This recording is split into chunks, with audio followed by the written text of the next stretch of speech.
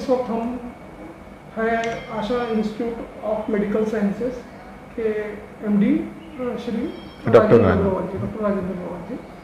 Sir, हम आपसे ये जानना चाहेंगे कि पर्टिकुलरली जो आपके हॉस्पिटल को जो अभी इसके लिए जो सिलेक्ट किया हुआ है वैक्सीनेशन के लिए पर्टिकुलरली, तो ये जो उपलब्धि आपको हासिल हुई है कि हॉस्पिटल को, तो आप इसे किस नज़रिए से देखते हैं, उस बारे में बताइए। मुझे यह सुन करके, देख करके, समझ करके बड़े गर्व हो रहा है कि हमारा हॉस्पिटल, आशा हॉस्पिटल कामठी कैंटोनमेंट, यह वैक्सीनेशन, कोविड वैक्सीनेशन के 3rd फेज़ के लिए लोगों को कोविड वैक्सीन देने के लिए चुना गया है। और हमारा हॉस्पिटल प्रधानमंत्री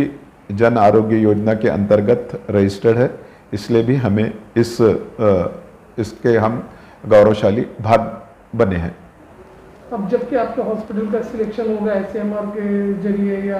आप लोगों को वैक्सीनेशन के लिए जो सिलेक्ट किया हुआ है, तो पर्टिकुलर प्रायोरिटी किस प्रकार की होंगी और कौन से पेशेंट्स, कौन से लोगों को आप वैक्सीनेशन करोगे, उस बारे में? जो नीति निर्धारण किया हुआ है उसके अंतर्गत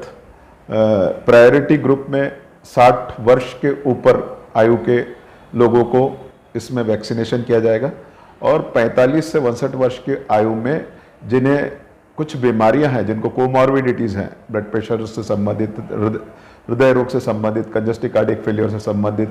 या डायबिटीज़ से संबंधित, या कैंसर से संबंधित, या कुछ बोन मैरो डिसीजेस, या सब सीवियर डिसीजेस जो कि स्पेसिफाइड है, वो कोमॉर्बिडिटीज़ के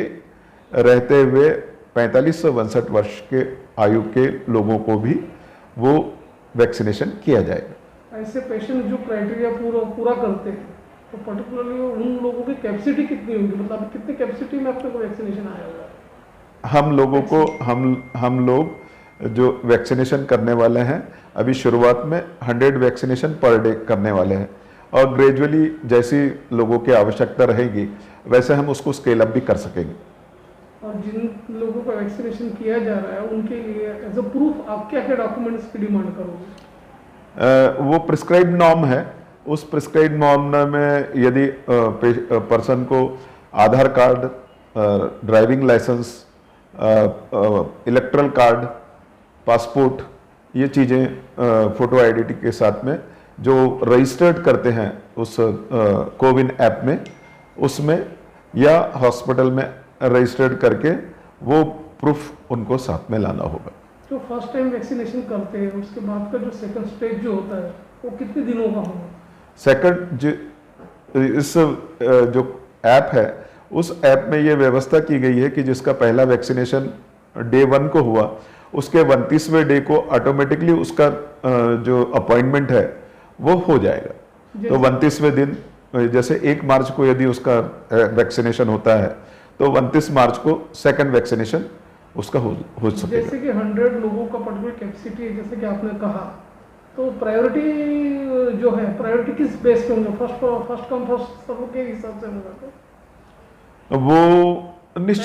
निश्चित रूप से प्रायोरिटी, यदि हमें ऐसा लगा कि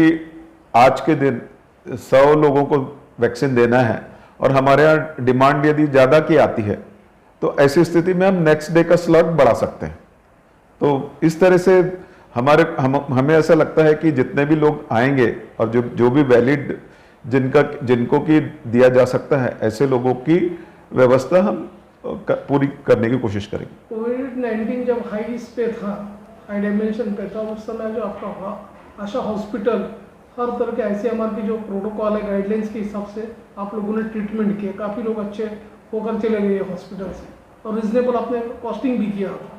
तो अब मुझे ये बताइए कि इस तरह का जो आप लोगों का रेपुटेशन आप लोगों ने सेटअप किया हुआ है, तो आगे चल के यदि कोविड के और भी पेशेंट्स आते तो इस तरह के आप पे और भी व्यवस्था रहेंगी? हाँ, एक कोविड का ट्रीटमेंट एक अलग व्यवस्था है, वो अभी भी चल रही है। और ये जो व्यवस्था है ये वैक्सीन की व्यवस्था है, जिसे सरकार ने 250 रुपये की कीमत पर निर्धारित किया है। तो हम लोग भी 250 रुपये की कीमत पर लोगों को वैक्सीनेशन प्रोवाइड करेंगे। सर, ऐसा भी देखा कि कुछ जो पेशेंट, जो कोमॉर्बिडिटी की जो पेशेंट है पर्टिकुलरली, उनको न्यूक्लियर मेडिसिन की भी आवश्यकता होती है ज़्यादा हाई रिस्क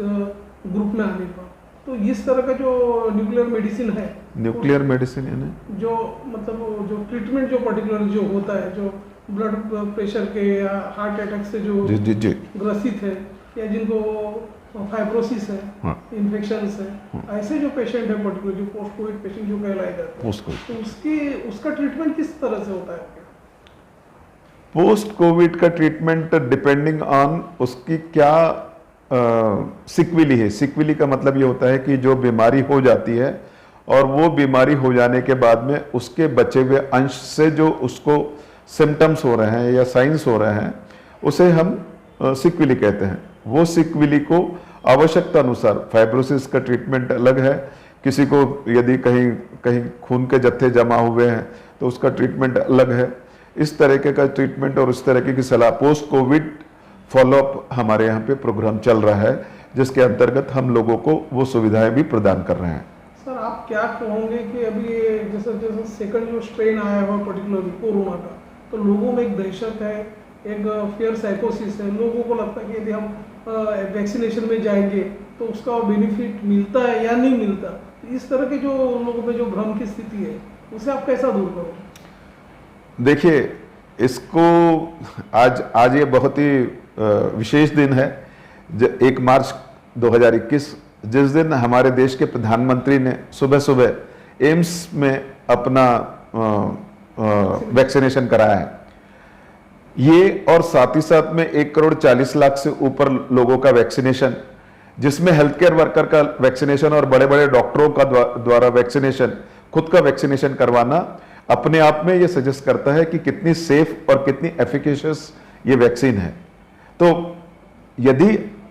वैक्सीनेशन नहीं करा रहे हैं तो हम ज़्यादा चांसेस हैं हमको कि वो बीमारी हमारे पास में आए, तो हम उससे लड़ने की क्षमता कम हो। हम इम्यूनिटी की जब बात करते हैं तो वैक्सीन से बढ़िया इम्यूनिटी और कोई चीज़ उस पर्टिकुलर रोग से लड़ने की और कोई नहीं दे सकता। तो निश्चित रूप से हमें वैक्सीन को अपना करके, जो कि सेफ है, जो कि इफेक्टिव है, ऐसी वैक्सीन को हमने ज़्यादा से ज़्यादा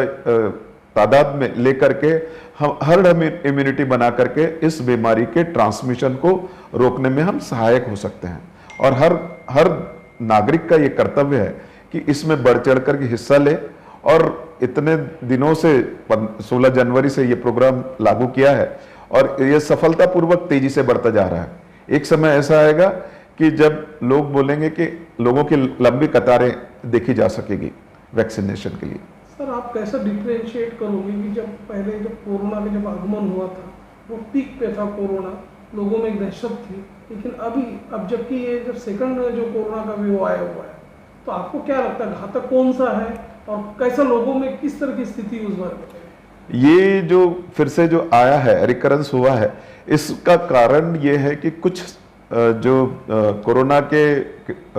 कीटाणु हैं, कोरोना के जो अवयव है, उसने स्ट्रेन चेंज किया है। स्ट्रेन चेंज करने से यह दोबारा हमारे सोसाइटी में आया है और दोबारा सोसाइटी में आने के बाद में निश्चित रूप से कहीं ना कहीं हमारे यहाँ पर जो लोगों का मास्क लगाना,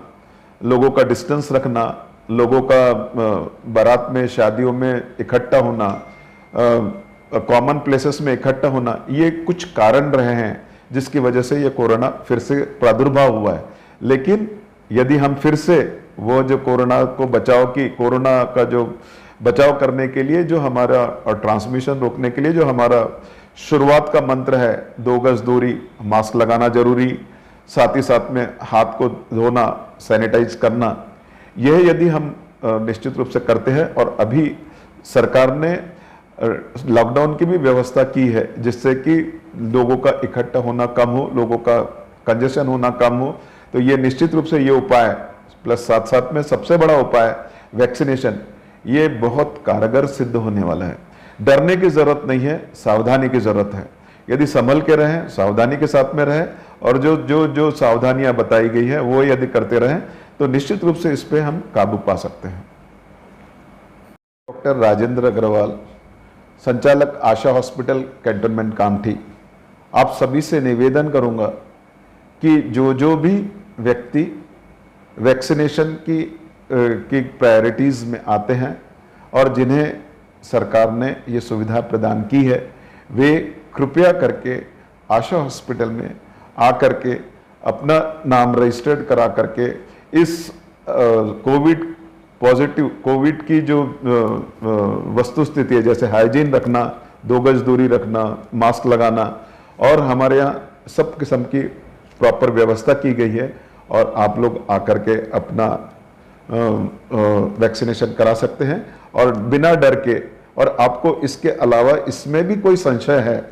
वैक्सीनेशन में किसी भी प्रकार का संशय है, तो हम निश्चित रूप से उस संशय को दूर करके आपको पूरा का पूरा विश्वास के साथ, धैर्य के साथ और पूरी जिम्मेदारी के साथ में आपको हम लोग वैक्सीनेशन करने के लिए हमारी पूरी टीम आपके लिए सेवा में तैयार है, तत्पर है। धन्यवाद।